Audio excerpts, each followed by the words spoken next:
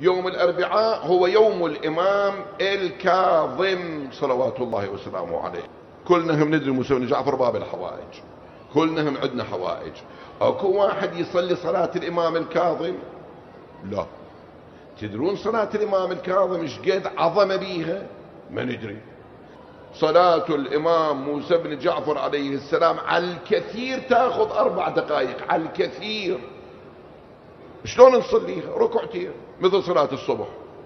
النية أصلي ركعتي صلاة الإمام باب الحوائج موسى بن جعفر، الله أكبر. بعد الحمد 12 مرة قل هو الله أحد. بالله عليكم صعبة هاي؟ زين هاي الصلاة يصليها تقضى حوائجه.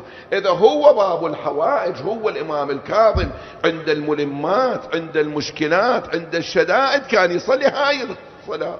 ها احنا ليش ما نصليها؟